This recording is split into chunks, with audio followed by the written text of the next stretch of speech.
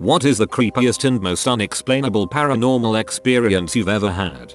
When I was a young teenager, my father and my stepmother had gotten married. This forced me and my little brother to move into her home and share the same bedroom for quite some time. 3 weeks before we moved in, my stepmother's mom had died where I slept for most of my childhood. The spooky part happens one night when I got off of my computer and I was going to bed. I had laid there for maybe 10 minutes when I started hearing scratching at my closet door. I figured it was a mouse and went to sleep.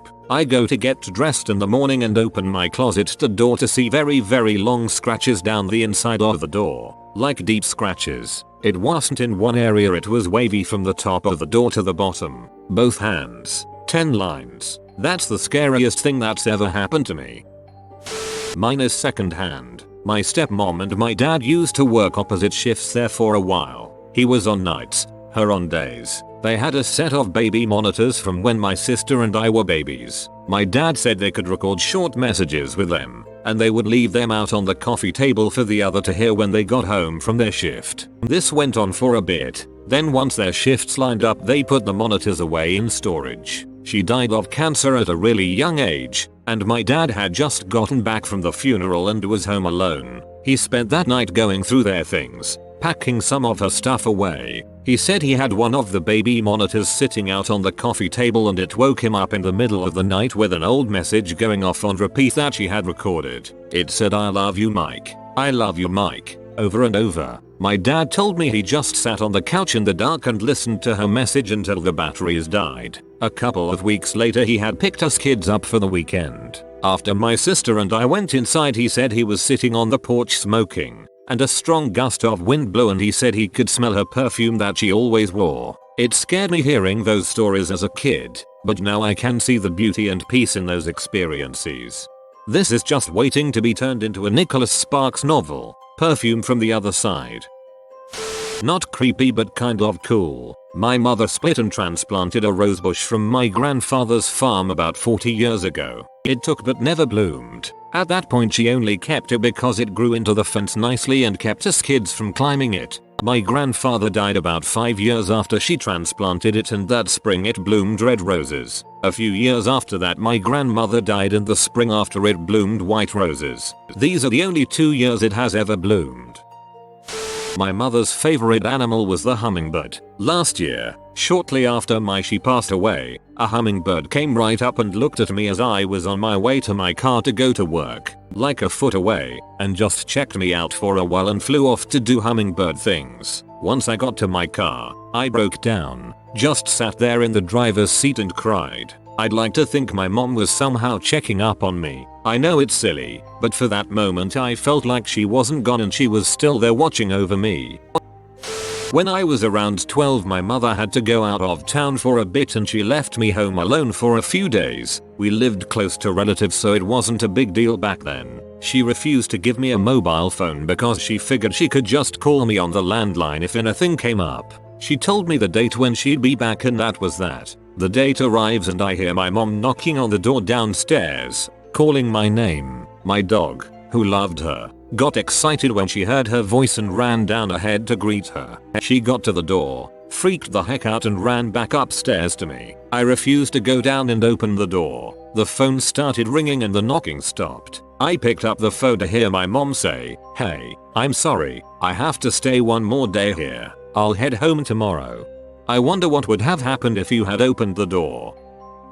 I was a rookie cop when my brother committed suicide. He was one of my older siblings, but we were very close. He died in another state, and I had a lot of guilt then about not recognizing the signs. His remains were in bad shape by the time he was discovered, so it was a closed coffin service. About a week after he died, I was back at work one night, and my partner and I see a pimp pistol whipping one of his girls. I jump out and the pimp sees me and the foot chase was on. I was running after him, gun in hand, and he cuts through a narrow corridor under a building that leads to a courtyard in the middle. Right before I reach the courtyard, I hear "It's okay" in my dead brother's voice. I hit the courtyard and the guy's against the side pointing a gun at my head and squeezes the trigger twice. I froze for a millisecond and then started beating him in the head with my revolver. Till this day, I don't know why I didn't just shoot him. cuff him and walk him back to the street and find my partner. I tell my partner about him squeezing the trigger, but not the voice I heard. We unload the gun .32 revolver, right there, and 2 bullets have strike marks on them. Take the gun to the lab for testing. Tell the tech the story. He puts the 2 bullets with strike marks back in and shoots into the test tank. Both bullets fired. This is amazing. I'd even say it's beautiful. We used to live in a battered women's and children's shelter when I was young, because my father was looking for us. Ugly divorce. Alabama gave him custody. Mom took us to WA.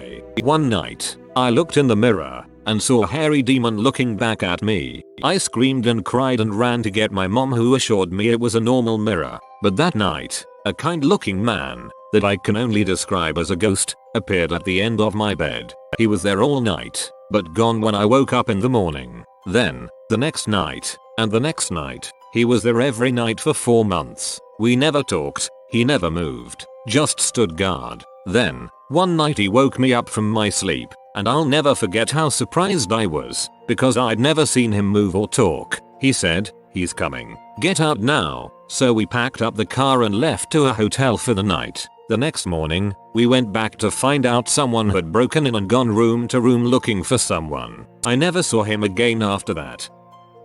Middle of the night, sleeping. I hear a sound like someone is taking a paperclip from my desk and throwing it against the wall, and it bounces across the desk. I wake up to this noise, turn on the light right by my bed as I sit up. I look over and see nothing. Weird. As I'm ready to lay back down, my 20-pound steel gumball machine falls from the shelf over my bed directly onto my pillow where my head was not 30 seconds earlier. I flip out and scramble out of my bed as I'm totally taken by surprise. As I stand up, I feel something under my feet. A paperclip. I put the murderous gumball machine on the floor, the paperclip back on my desk, and crawl into the safety of my comforter. Nothing like that happened again.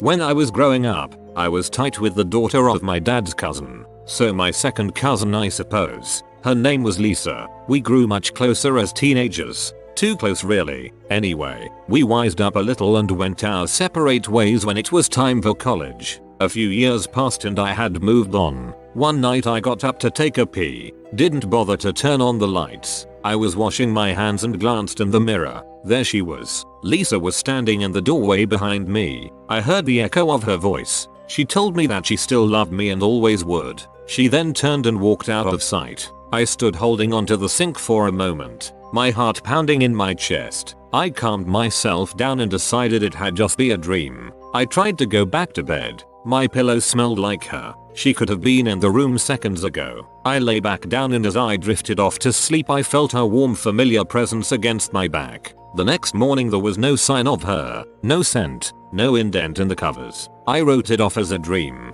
I got a call from my mom later that day. She told me Lisa had died a few days earlier. She had been killed by her boyfriend. He got drunk and angry and he hit her, and that was that. I guess she stopped by to see me one last time, to say goodbye before she moved on. Here's to you, Lisa, 20 years later, and you're still the only woman I ever truly loved. Reading this camped out deep in the woods of Wyoming late at night is so stupid. As a 4-year-old, I freaking hated tying my shoes. I was terrible at it and progress was just not happening. One morning I was throwing a fit because my mom told me to tie my shoes before we left the house, and I was trying to avoid this horrible responsibility while crying and screaming on the 3rd or 4th step of the staircase. The ceiling above the staircase extended from the 2nd floor, horizontally, to the space above the 1st step, where it met a vertical wall that connected the 2nd floor ceiling to that of the 1st. Imagine a big upside down L. So my punkus is screaming on one of the lower steps, and my gaze drifts upwards after a few minutes. I stop crying immediately, and I go silent. I distinctly remember seeing a man in a sharp black suit with the head of a boar, only blue and complete with tusks and fur, bracing himself in the corner of the ceiling, like a ninja, above my head staring down at me. He didn't say anything to me, but I know what he wanted. My mom began to ask me what happened, noticing my abrupt change in mood, and I cut her off in a monotone, saying only he told me to be good. This is freaking terrifying, but something about the kid mind that normalizes things so they don't seem so scary. I lived in a haunted apartment. It was 2 rooms, but one of the rooms was locked, and I didn't have the key, so I only had one small room as kitchen, dining room and bedroom, and a screened-in porch. There were two especially freaky events. One night, my girlfriend slept over, and she woke up in the middle of the night and said she saw the bathroom door open and a shadowy figure standing in the bathroom, staring at her. The bathroom was right across from the locked room. Another time, I was jerked awake by the fire alarm going off, just blaring, but when I went to unplug it the alarm stopped and no other alarm in the building was going off. A lot of the things that happened could have been just my neighbors, but the way they happened was, well, weird. I would hear knocking. It sounded like someone tapping a spoon on a counter, coming from the downstairs apartment. It could have been my neighbor, but I'm not sure why she would do that every couple of minutes for hours on end, or in the middle of the night. I would also hear knocking on the walls. It sounded like someone tapping their way up the wall, like they were looking for a stud. I would also hear this weird moaning howling that I couldn't trace the source of. Again, could have been a neighbor's dog, but it didn't sound like it was coming from her apartment. The apartment across from me had 3 tenants in a year. I think because it was just as or more haunted than mine. I think, a unique way of coping. I named the ghost Pete, after a previous tenant's mail I would get from time to time, and I tried talking to him, basically treating him like a roommate I wasn't friends with. My girlfriend was much more freaked out by the situation than me and basically stopped coming over after a few months, so I wasn't there much anyway. When I felt that talking to Pete made the atmosphere of the whole place much more friendly. I also left out a sheet of paper with Pete's notes written on it, and told him if he had any problems, just write them down. I still don't know if I quite believe in ghosts, though I find the supernatural fascinating, but that experience did push me closer to the science doesn't know everything about the universe camp. Growing up, my older brother had a computer program that he used to compose piano music on. I remember I was reading in the living room when I heard the most beautiful violin melody I have ever heard. I listened to the whole thing, which was several minutes long. I walked down the hallway to compliment my brother on his masterpiece when I realized my brother was not using the computer, and I was home alone. That's a pretty cool ghost to have though. Tell it to write more songs and make millions.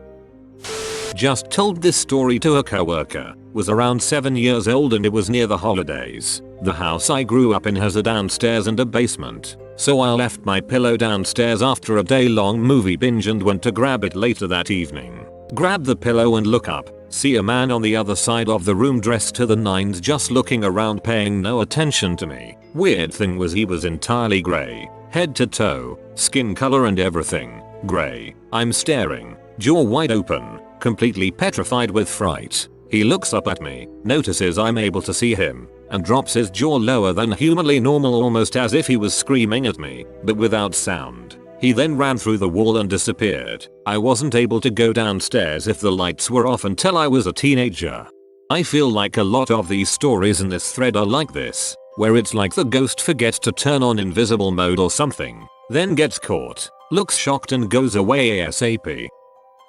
This didn't happen to me, but it happened to my dad. We used to live in a home that was part of the Underground Railroad. It had a few hidden crawl spaces around the house that was being used as storage in the present. While we lived there, my brother started sleepwalking and talking. One night while my parents were sleeping, they heard my little brother scream from my bedroom even though he slept downstairs. My dad ran up there, but my bedroom door was closed like something was blocking it, so he kicked the door open. But when he kicked it open, a shadow ran past him and my room was ice cold. My brother was laying on my bed, sound asleep, pointing at the closet screaming, "Get her, daddy, get her." My dad looked but saw nothing but darkness, quickly picked up my brother who was stiff as a board, covered in sweat, and ran out. When my brother finally woke up that morning, he remembered nothing that happened. After we moved out, he stopped sleepwalking. You have been visited by the Pope Doggo. Comment 4 times and he will bless you with lots of good luck. If you are new to the channel, you can subscribe. I publish new videos every day. Until then, check another video, or don't. Either way, have a great day you magnificent people.